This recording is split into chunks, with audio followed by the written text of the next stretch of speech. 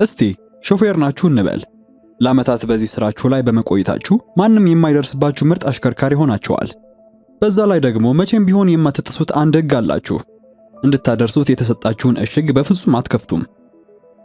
ነገር ግን አንድ አጋጣሚ አላስችል ብሏችሁ ያንን የታሸገ ቦርሳ ብትከፍቱትና በውስጡ በሕይወት ያለ ሰው ብታገኙ ምን ታደርጋላችሁ? የጀመራችሁትን ስራ አጠናቃችሁ በሰላም ወደ ቤታችሁ ትመለሳላችሁ? ወይስ ሕጋችሁን ጥሳችሁና ሰላማችሁን መስዋዕት አድርጋችሁ ያንን ሰው ለማዳን ሕይወታችሁን አደጋ ላይ ትጥላላችሁ? መልሳችሁን ታሪኩን እንደጨረሳችሁ ኮሜንት ላይ አስቀምጡልኝ። አንድ ልምድ ያለው አሽከርካሪ ከማያውቀው ደንበኛ አንድን የታሸገ ቦርሳ ተቀብሎ ለማጓጓዝ ይስማማል። ነገር ግን ከወትሮው በተለየ መልኩ በጉዞ አጋማሽ ላይ ቦርሳው መንቀሳቀስ ጀመረ። አሽከርካሪው በሙያው ለዓመታት ሲሰራ እንድታደርስ የተላከውን እሽግ በፍጹም አትክፈት የሚል መቼም ቢሆን የማይጥሰው አንድ ሕግ ነበረው። ነገር ግን የዛች ዕለት አላስችል ብሎት ቦርሳውን በመክፈቱ ሕይወቱን ለሞት በሚያበቃ መዘዝ ውስጥ ይከታታል። ታሪኩ ፍራንክ ማርቲን ስለተባለ ከፍተኛ ልምድ ስላለው አጓጓዥ የሚተርክ ሲሆን እሱም ያለምንም ጥያቄ እሽጎችን ከአንድ ቦታ ወደ ሌላ ቦታ የማድረስን አገልግሎት ይሰጣል። ፍራንክ ቀደም ሲል በወታደራዊው ዓለም ውስጥ እያንዳንዱን ተልእኮ በጥንቃቄና በብቃት የሚወጣ የልዩ ኃይል አባል ስለነበረ በሥራው ላይ ወደር አይገኝለትም። ታዲያ በዚህ ሥራው ላይ የሚከተላቸውና መቼም ቢሆን የማይጥሳቸው 3 መሠረታዊ ሕጎች አሉት። የመጀመሪያው ስምምነቱ በፍጹም አይቀየርም። ያ ማለት ፍራንክ 2 ሰዎችን ለማድረስ ከተስማማ 3 ወይም አንድን ሰው ብቻ ሊያደርስ ፈጽሞ አይችልም። ሁለተኛው የላኪውን ስም ማወቅ የለበትም። ፍራንክ ውዝግብን ለማስቀረት ሲል ለማን እንደሚሰራ ብሎም የራሱን ማንነት ለደንበኞቹ አይገልጽም።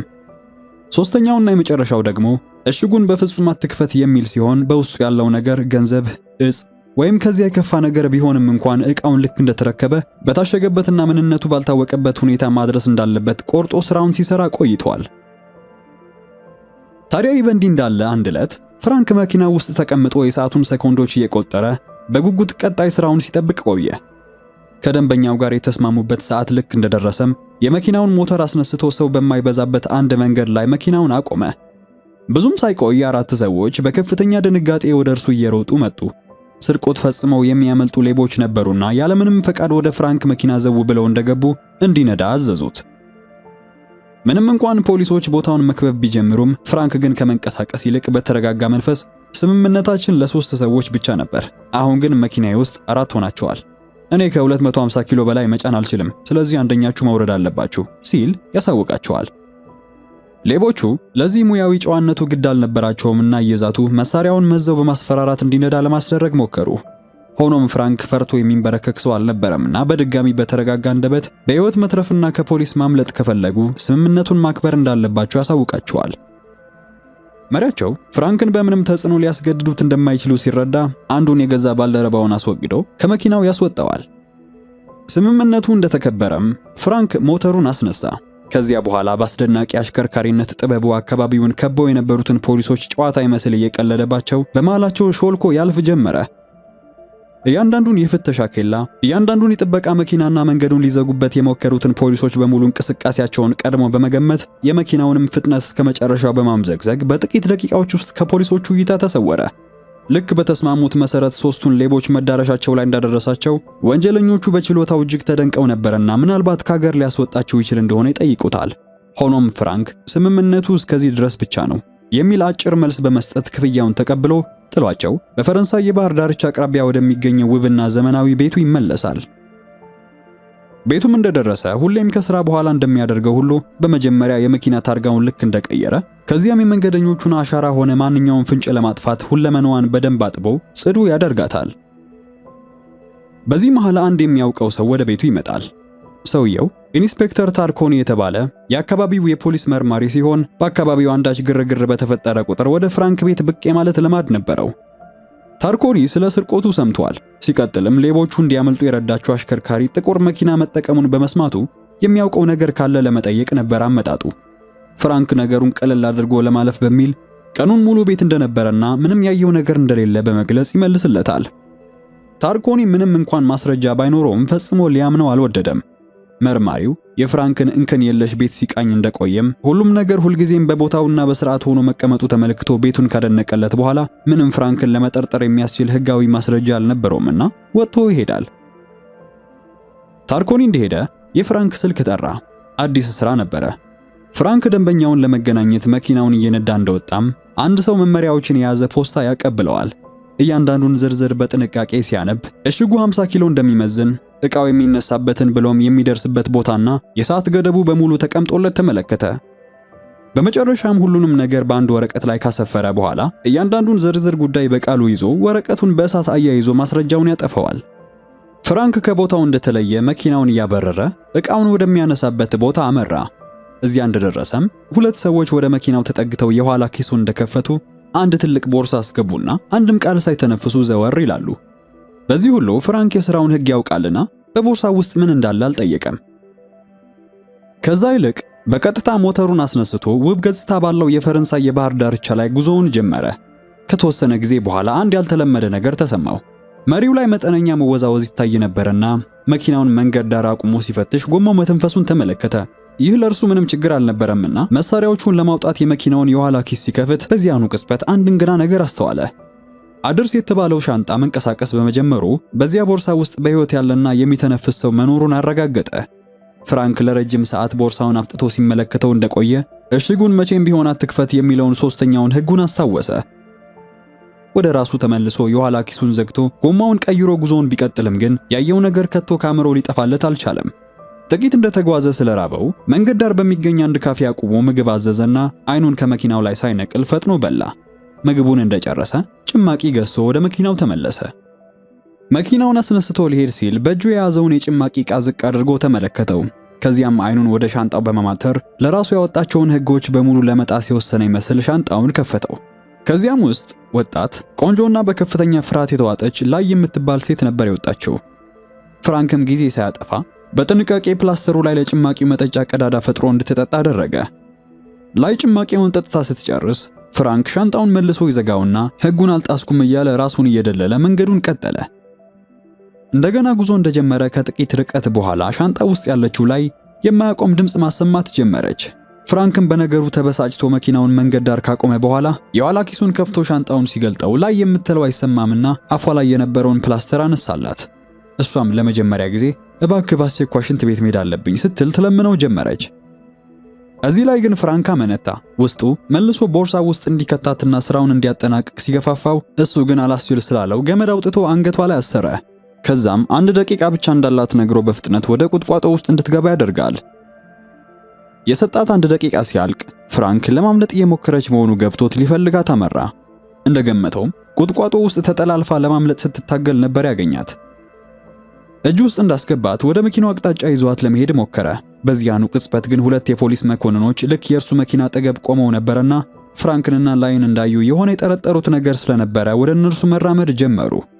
ፍራንክ በታገተች ሴት ምክንያት እጅ ከፍንጅ መያዝ እንደሌለበት ያውቃል። ስለዚህም በጊዜው የተሻለ የሚለውን ነገር በማድረግ ፍልሚያን ያደርግ ጀመረ።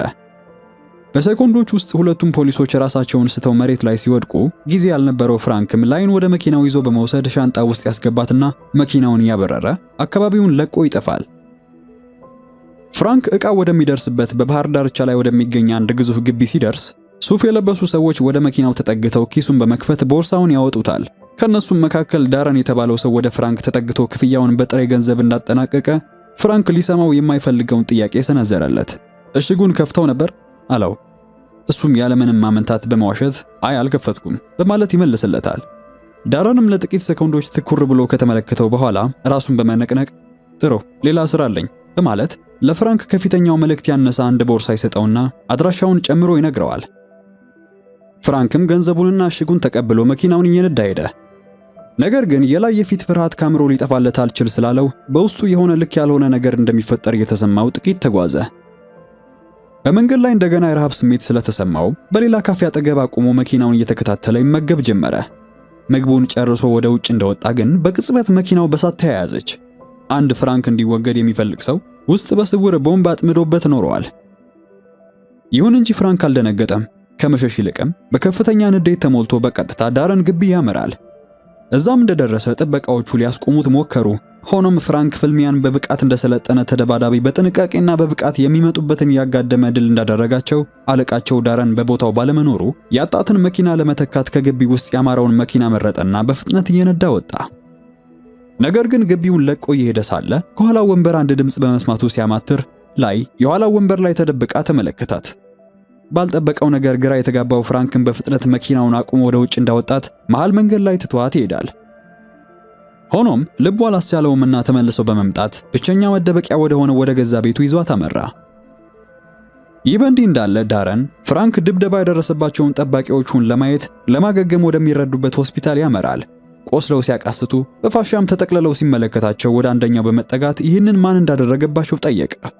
እሱም አጓጓዡ ነው ብሎ እንደመለሰለት የዳረን ፊት በንዴት ይቀያየርና በሰዎቹ አቅመ ቢስነት ተበሳጭቶ በተኙበት ማስወገዷቸው ሳይታይ ይወጣል። በማግስቱ በፍራንክ ቤት ላይ ባልተለመደ ሁኔታ በደስታ ተሞልታ ያንን ውብ ቤት እየዞረች የተመለከተች አልፎ ተርፎም ቁርስ ስታዘጋጅ ቆየች። የውጭውን እይታ ለመቃኘት ብላ የቤቱን የውጭ በር ስትከፍት ግን ኢንስፔክተር ታርኮኒ አንድ የተቃጠለ የታርጋ ቁራጭ ይዞ በሩ ላይ ቆሞ ተመለከተችው። ታርኮኒም ወደ ውስጥ እንደገባ ታርጋውን ለፍራንክ በማሳየት ይህንን ታውቀዋለህ ሲል ይጠይቀዋል። የፍራንክ ፊት ምንም አይነት ፍንጭ ላለመስጠት እየሞከረ የታገኘው ሲል መልሶ በጥያቄ ይመልስለታል። ታርኮኒም በጥንቃቄ ትኩር ብሎ ተመለከተውና አንተ ትነግረኛለህ ብዬ ተስፋ አድርጌ ነበር፣ ፍንዳታው በተከሰተበት አካባቢ ያንተ መኪና ታይታለች ሲለው ፍራንክም ሳይደናገጥ እየዋሸ ዕቃ ልገዛ ወጥቼ ሳለ መኪናዬ ተሰርቃብኝ ነበር፣ የሚገርመው ደግሞ አሁን ወደ ፖሊስ ጣቢያ ሄጄ ላመለክት ስል ነበር የመጣው በማለት ይመልስለታል። ታርኮኒ አሁንም ቢሆን ሊያምነው አልቻለም። መኪና ሙሉ በሙሉ ነው የተቃጠለው፣ ያገኘነውም ከዚህ ብዙ ኪሎ ሜትሮችን ርቆ ነው፣ ታዲያ ለምንም መኪና እንዴት ልትመለስ ቻልክ ሲለው ፍራንክ መልስ ከመስጠቱ በፊት ላይ ወደፊት ቀርባ እኔ ነኝ መንገድ ላይ ሳገኘው ሊፍት ሰጥቼ ያመጣሁት በማለት መለሰችለት። ታርኮኒ እሷን ሲመለከት እንደቆየ እንደገና ወደ ፍራንክ አይኖቹን ጣለ። አሁንም ቢሆን ፍራንክን ጥፋተኛ የሚያደርገው ምንም ማስረጃ አልነበረውምና ለጥቂት ደቂቃዎች ከፍራንክ ጋር ማውራቱን ቀጠለ። ሌላ የተሰረቀ ነገር አለ ከመኪና ውጭ ሲል ጠየቀው። ፍራንክም ራሱን በመነቅነቅ ሌላ የጎደለ ነገር ካለ አሳውቅሃለሁ የሚልን አጭር መልስ እንደሰጠው ታርኮኒም መኪናውን አስነስቶ ለመሄድ ይገደዳል። ፍራንክ መርማሪው መመለሱ እንደማይቀር ያውቃልና ሲሄድ በትኩረት ተመልክቶ ባይኖቹ ከሸኘው በኋላ ወደ ቤት ውስጥ እንደተመለሰ ከላይ ጋር ለመጀመሪያ ጊዜ በግልጽ ማውራት ጀመረ። ስለ ሕይወቷና ስለ ቤተሰቦቿ ስትነግረው ፍራንክ ዝም ብሎ በጥንቃቄ ያደምጣት ነበረ። በወሬ በመሃላቸው መቀራረብ የተፈጠረ ቢሆንም ግን የፍራንክ ደመነፍስ የሆነ የሚመጣ ችግር እንዳለ በውስጡ መጮህ አላቆመም። ከዚህ በኋላ ነበረ ጥቃቱ የተጀመረው። ከውጭ የሚተኮሱ ጥይቶች ቤቱን እያናወጡና ግድግዳዎቹን እየበሱ ሲገቡ ያልጠበቀው ጥቃት የተከፈተበት ፍራንክም ላይን ይዞ የጎተተ ወደ ምድር ቤቱ ክፍሉ ይዟት ወረደ። በላያቸው ያ ውብ ቤት ሙሉ በሙሉ በጥቃቱ ሳቢያ መውደም ሲጀምር ይባስ ብሎ ደግሞ ሮኬት ተጨምሮበት ብትንትኑን ያወጣዋል። በዚህ ሁሉ ፍራንክና ላይ ምንም የደረሰባቸው ጉዳት አልነበረምና በስውር መተላለፊያ ተሻግረው በሌላ የባህር ዳርቻ ክፍል ውስጥ በመውጣት ጥቃቱን ሪፖርት ለማድረግ ቀጣይ መዳረሻቸውን ወደ ፖሊስ ጣቢያ ያደርጋሉ። እዚያ ታርኮኒ ነበር የተቀበላቸው። ሆኖም ፍራንክ ስለ ጥቃቱ ዝርዝር ሁኔታዎችን ሲያብራራ የተወሰኑ ወሳኝ ጉዳዮችን እየተወ ነበረ ጥቆማውን ይሰጥ የነበረው። በጥንቃቄ ካዳመጠው በኋላም ፍንዳታው ሲከሰት እናንተ የት ነበራችሁ ሲል የመጀመሪያ ጥያቄውን ሰነዘረ። ፍራንክም ከቤቱ በጣም ርቀን ባህር ዳርቻው ላይ ለሽርሽር ወጣ ብለን ነበር ሲል ይዋሸዋል። ታርኮኒ ምላሹ እንዳዳመጠ ትኩር ብሎ እየተመለከተው ከቤት ውጭ ብዙ የጥይት ቀላዎችን አግኝተናል፣ በዚህ ደረጃ ሞትን የሚፈልግ ሰው ማን ነው? ያፈራው ያጠቃኛል ብለህ የምታስበው ጠላት አለህ ሲል ቢጠይቀውም ፍራንክ ግን በጥያቄው ላይ ጥቂት እንዳሰበ እኔ ጡረታ የወጣው የወታደር መኮንን ነኝ፣ ብዙ ጠላቶች ሊኖሩኝ ቢችሉም አንዳቸውንም በስም ላስታውሳቸው አልችልም በማለት ይመልስለታል። ታርኮኒ በረጅሙ ተንፍሶ ለሆነ ጉዳይ ወደ ውጭ ሲወጣላቸው በዚያች ቅጽበት ላይ ወደ ኮምፒውተሩ ፈጠን ብላ በመሄድ የሆነን ነገር መፈለግ ጀመረች። በጥቂት ደቂቃዎች ውስጥ ሚስጥራዊ መረጃዎችን በመበርበር ስለ ዳረን፣ ስለ ወንጀል ስራዎቹና ስላለበት ቦታ በአጠቃላይ እርሱን ለማግኘት የሚያስፈልጋቸውን መረጃ በሙሉ አውጥታ አዘጋጀች። ሆኖም የሆነ ነገር የተሰማው ታርኮኒ በፍጥነት ወደ ቢሮው ተመለሰ። በዚሁ ቅጽበት ግን ላይ የምትፈልገውን መረጃ ሰብስባ ነበርና ለመሄድ መዘጋጀታቸውን ያሳውቁታል። ሆኖም ታርኮኒ መሄጃ እንደሌላቸው ያውቃልና የወንድሙ ሆቴል ውስጥ ቦታ እንዳለ ነግሮ አድራሻውንና ለወጪ የሚሆን የተወሰነ ጥሬ ገንዘብ ይሰጣቸዋል። ፍራንክ የመርማሪውን እርዳታ ለመቀበል ባይፈልግም ላይ ግን ገንዘቡን በምስጋና ትቀበለዋለች። ሆኖም በዚህ ድርጊቷ ደስተኛ አልነበረምና አንቺ ወደ ህይወቴ ከመጣሽ ጀምሮ ሁሉም ነገር ምስቅልቅል ማለት ጀምሯል በማለት ባለችበት ጥሏት ይሄዳል። ችግር ውስጥ የነበረችው ላይ ጥሏት የሚሄደው ፍራንክን እህቴንና አባቴን ጨምሮ 400 ሰዎች በአንድ የጭነት ኮንቴነር ውስጥ ታሽገው ወደማይታወቅ ቦታ እየተጓዙ ነው። ጭነቱ የት እንዳለ የሚያውቀው ዳረን ብቻ በመሆኑ እባክህ እንድትረዳኝ ፈልጋለሁ በማለት በልመና ከእርምጃው ትገተዋለች። በጊዜ ካላገኘነው ሁሉም ያልቃሉ ስትል ንግግሯን ስትቀጥልም ለረጅም ጊዜ ትኩር ብሎ ይመለከታትና በመጨረሻም ሊረዳት ይስማማል። ሁለቱም በቀጥታ ቀድመው ዳረን ቢሮ እንዳመሩ መምጣቱን ጠብቀው ይይዙታል። ፍራንክ መሳሪያውን እንደደቀነበትም ኮንቴነሩ የት እንዳለ አሁኑን ንገረኝ በማለት ይጠይቀዋል። ዳረን ግን በፍርሃት ውስጥ ሆኖ አሁንም ፈገግ እያለ ለላይ አባቶች ከተወሰነ ደቂቃ በኋላ ወደዚህ ይመጣል ሲል ይነግራታል። ይህን የሰማው ፍራንክም ደንገጥ ብሎ ወደ ላይ ፊቱን በማዞር አባቴ ታግቷል ብለሽ አልነበረም ሲል ይጠይቃታል። ያን የነበረ የክፍሉ በር ተከፍቶ አቶ ኳይ የተባለው የላይ አባት ከጠባቂዎቹ ጋር ወደ ውስጥ የገባው ከታጋች ይልቅ ከአጋቶቹ ጋር ዋና ተባባሪ ነበረና በሰዎች ዝውውር የበለጠገው ሰውዬ ከጠባቂዎቹ ጋር ወደ ክፍሉ ዘልቆ ሲገባ የላይ ፊት ባንዴ ተቀየረ። በፍጥነትም ሽጉጡን በገዛ አባቷ ላይ እንደደቀነች ካሁን በኋላ አባቴ አይደለም ኮንቴነሩ የት እንዳለ ብቻ ንገረኝ ስትል ጮኸች። አቶ ኳይ ግን ልጅ መሆንሽን አቁሚ ሲል ያፌዝባትና የደቀነችበትን መሳሪያ ዝቅ እንድታደርገው ያደርጋታል። ላይ ዕድሜ ልኳን እንድትታዘዝ ተደርጋ በማደጓ የተባለችውን ብታደርግም ፍራንክ ግን እንዲህ አልነበረምና ሁሉም ተባብሮ ራሱን እስኪስት ድረስ ክፉኛ ይደበድቡታል። ፍራንክ ራሱን ስቶ ሲወድቅ ታርኮኒ ወደ ክፍሉ ዘልቆ ገባ። ወዲያውም አቶ ኳይ ወደ መርማሪው ዞርና ይህ ሰውዬ ልጄን አግቷት ነበርና ባክን በአስቸኳይ ሰረው ሲል ይዋሸዋል። ታርኮኒ መሬት ላይ ወድቆ ራሱን የሳተውን ፍራንክን ከዚያም በፍርሃት ተውጣ ዝም ያለችውን ላይን እንደተመለከተ የሆነ የተበላሸ ነገር እንዳለ ገብቶታልና በዝምታ ፍራንክን አስሮ ይዞት ወጣ። በወህኒ ቤት ውስጥ ፍራንክ ራሱን ከሳተበት ሲነቃ ታርኮኒን ከፊት ለፊቱ ተመለከተው። እሱም መንቃቱን ተመልክቶ ያችን ልጅ እንዳልጠለፍካ ታውቃለሁ፣ ነገር ግን እውነቱን በሙሉ ካንተ አንደበት መስማት ፈልጋለሁ ሲል በረጋ ድምጽ ተናገረው። ፍራንክ ለዓመታት ሲጠረጥረው የኖረውን ሆኖም መቼም ቢሆን ማስረጃ አግኝቶበት የማያውቀውንና ሁልጊዜም አይኑን ከእርሱ ላይ የማይነቅለውን ያንን ሰው ትኩር ብሎ እንደተመለከተው ለመጀመሪያ ጊዜ ሁሉንም ነገር ዘረገፈለት። የታገቱትን የ400 ሰዎች ጉዳይ፣ አብዛኞቹ ወጣት ሴቶች መሆናቸውን፣ የሰዎች ዝውውር ሴራውን እንዲሁም ዳረንና አቶ ኳይ በጥቅም ተሳስረው አብረው እየሰሩ መሆናቸውን በሙሉ አጫወተው። ታርኮኒ እያንዳንዱን ሚስጥር ሲሰማ ፊቱ ይበልጥ እየተለዋወጠ በጥንቃቄ ያደምጠው ነበር። ይህንን እንደሰማም ጉዳዩን ለማጠናቀቅ ምን ያህል ጊዜ ያስፈልጋል ሲል ጠየቀው። 12 ሰዓት ሲል ፍራንክ ያለምንም ማመንታት ሲመልስለት ታርኮኒም ራሱን በመነቅነቅ ለባልደረቦቹ እይታ ሲል ብቻ ሽጉጡን ለፍራንክ ሰጥቶ እንደታገተ ሰው በመምሰል ከወህኒ ቤቱ ያስመልጠውና አብረው መኪና ውስጥ ገብተው ከቦታው ይሸሻሉ። ከጣቢያው በተሳካ ሁኔታ ካመለጡ በኋላ ፍራንክ በቀጥታ በካሲስ ወደብ ላይ ወደምትገኘው የግል ጀልባው አምርቶ ለእንዲህ አይነቱ አስቸኳይ ጊዜ ደብቆት የነበረውን የተለያዩ ጠመንጃዎችና መሳሪያዎች ያሉበትን ምስጢራዊ ክምችት ከፈተ።